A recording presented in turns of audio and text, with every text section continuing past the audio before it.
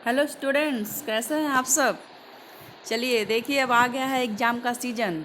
ठीक है, सब बच्चों के हाफ ईयरली एग्ज़ाम शुरू हो गए हैं। ठीक है, तो मैं आज आ गई हूँ एक ऐसा टॉपिक लेकर जिससे आप एग्ज़ाम में अच्छे से अच्छे मार्क्स लेकर आएँ। और ये सिर्फ टॉपिक बच्चों के लिए नहीं है, उनके मम्मी पापा के लिए भी है भाई। ठीक है, तो आप लोग ना सब लोग थोड़ा सा इस वीडियो पे ध्यान देंगे कि सीमा मैम क्या कहना चाहती है।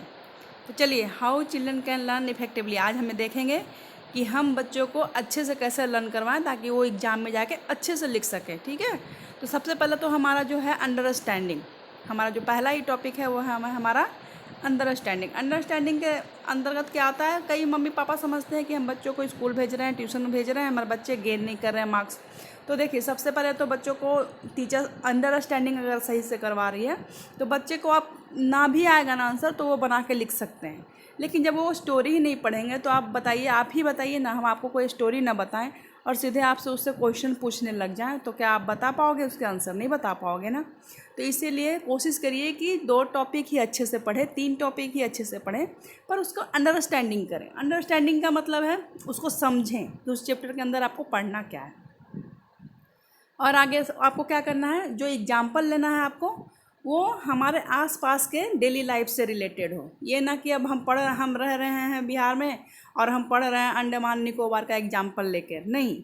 जो हमारे साथ रोज़ घटना घट रही है, जो हम देख रहे हैं आसपास, बच्चों को वैसे एग्जाम्पल अपने नोट्स में लिखने चाहिए या उसको देख के अंडरस्टैंडिंग करनी चाहिए। तो वो उनके हमेशा के लिए ना उनके दिमाग में वो चीज़ें छप जाती हैं, उनको फिर कहीं से और कुछ करवाने की ज़रूरत नहीं पड़ती है हमारे। दूसरा है, बच्चों के लिए ख़ास है और उनके मम्मी पापा के लिए भी ख़ास है। सबसे पहले ना बच्चों को आप ना टाइम पीरियड, एक टाइम टेबल बनवाएं। ये ना कि कभी जब बच्चा को मन कर रहा है तो 2 घंटा पढ़ ले रहा है, कभी मन कर रहा है तो 1 घंटा भी ना पढ़ रहा है, एग्जाम में 10-10 घंटा पढ़ा, नहीं, ऐसे नहीं। आप बच्चों को शुरू से एक प्रॉपर प्लान बना कर रखिए। चलिए, अब वो तो टाइम हो गया, अब जब एग्ज़ाम के बाद आएगा तो आएगा।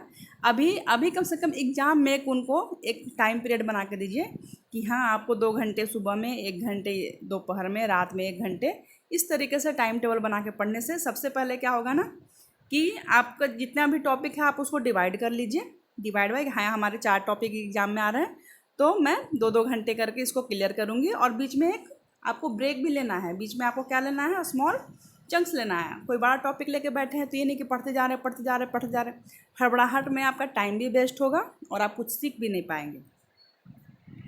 ठीक है, आपको 20-30 मिनट्स का स्मॉल ब्रेक्स भी लेना है। 2 घंटे पढ़ते हैं तो 20 मिनट का ब्रेक ले लीजिए, 10 मिनट का ब्रेक ले लीजिए। ठीक है, लेकिन एक टाइम टेबल अपने लिए ज़रूर सेट करिए। मैं तो कहती हूँ पूरे स्टडी टाइम के लिए करिए, लेकिन अभी फ़िलहाल एग्ज़ाम का है तो मैं एग्ज़ाम के लिए बोल रही हूँ। तीसरा है एक एक्टिव लर्निंग टेक्निक्स। टेक्निक्स कैसा होना चाहिए, एक्टिव, पैसिव नहीं होना चाहिए। जैसे कि बच्चों को, अब हम आपको कोई स्टोरी सुना रहे हैं तो स्टोरी सुनते सुनते तो नींद आ जाती है, लेकिन वही जब बच्चों को मूवी दिखाई जाती है तो उनका इंटरेस्ट जागता है, इसके आगे क्या होने वाला है, क्या होने वाला है, इस तरीके से वो उनका माइंड काम करने लगता है, एक्टिव हो जाता है। तो वही है, बच्चों को सिर्फ बुक रीडिंग ना करवाना, क्वेश्चन ना रटवाना। रोट लर्निंग तो बिल्कुल बंद करिए भाई, रोट लर्निंग तो बिल्कुल कारगर नहीं होती है, वो बच्चे आज रटते हैं कल भूल जाते हैं। तो आपको ना बच्चों को कुछ ट्रिक्स से पढ़ाना है, जैसे कि फ्लैश कार्ड है ना, माइंड मैप, क्विज, पजल्स, इस तरीके से उनको देना है ताकि उनका दिमाग हमेशा एक्टिव रहे। बीच बीच में क्वेश्चन पूछिए, उनको पजल्स पूछ दीजिए, ये पूछ दीजिए ताकि उनका माइंड एक्टिव हो जाए और वो एक्टिव होकर अपनी पढ़ाई को आगे बढ़ा सकें। नेक्स्ट देख लिए, practice with past paper. Practice with अब कोशिश करिए कि जो आपको रिवीजन कराया गया है एग्ज़ाम के लिए, कि हाँ, आपको टॉपिक तो पहले ही बता दिया जाता है कि ये टॉपिक आने वाला है, उसमें कुछ मैम रिवीजन्स भी कराते हैं, टीचर्स रिवीजन भी करवाते हैं स्कूलों में। आप उसको बार बार सिर्फ रीड आउट मत करिए, उसको लिख लिख के प्रैक्टिस करिए कि आप लिख पा रहे, क्योंकि आपका एग्ज़ाम ओरल नहीं है, आपका एग्ज़ाम रिटन होने वाला है। तो आप लिख के प्रैक्टिस करिए और क्वेश्चन को मैच करिए, और जहाँ जहाँ गलतियाँ हो रही है उसको आप 5 बार 6 बार लिख के प्रैक्टिस करिए कि हाँ, सही मैं सही लिख पा रहा हूँ एग्ज़ाम में। क्योंकि देखिए, बच्चों को लगता है कि हम फुल लिख के आ गए, मैम ने मार्क्स नहीं दिया, ऐसा कुछ नहीं होता। टीचर कभी भी बच्चों के नंबर नहीं काटते हैं, लेकिन आप बीच बीच में जहाँ छोटे छोटे गलतियाँ करते हैं ना, तो हाफ हाफ मार्क्स करते करते वो बहुत बड़े मार्क्स बन जाते हैं, फिर आपका मार्क्स वो बहुत ज़्यादा कम शो होने लगते हैं। बैलेंस रूटीन खाइए, अभी एग्ज़ाम का टाइम है, बिल्कुल भी जंक फूड न मत खाइए, नो बोलिए, नहीं तो बीच में अगर आपको तबीयत ख़राब हो जाती है, हैवी डोज लेंगे तो नींद का प्रॉब्लम होगा आपको, इस तरीके का होगा।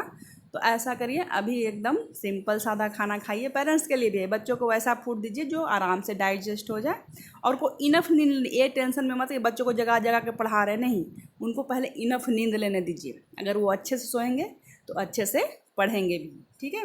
हेल्दी डाइट दीजिए और प्रॉपर स्लीप, यानी प्रॉपर उनको सोने दीजिए। क्योंकि देखिए आप हड़बड़ाहट में उनको जो टॉपिक उनको क्लियर है ना, वो भी भूल भूल जाएंगे वो। तो इसलिए कोशिश करिए कि बच्चे अच्छे से खाएं, अच्छे से सोएं। डेली फिजिकल एक्टिविटी, जैसे कि बच्चों के साथ थोड़ा 10 मिनट का बात करिए। मानते हैं कि आजकल के पेरेंट के पास टाइम नहीं होता है, बहुत ज़्यादा वर्किंग होते हैं वो, लेकिन फिर भी अपने 24 घंटा में से आप अपने बच्चे के लिए 10 मिनट तो निकाल ही सकते हैं ना। उनके साथ बैठ के बात करिए, ठीक है ना, उनके साथ थोड़ा सा वॉक कराइए, उन टाइम है तो थोड़ा सा उनके साथ प्ले कर लीजिए। इससे भी बच्चे एक्टिव रहते हैं, ठीक है। चलिए गाइज, आज के लिए हमारी टिप्स है सीमा मैम का, इस पे अमल करिए और अच्छे से पेपर में लिख के आइए। All the best all students, thank you.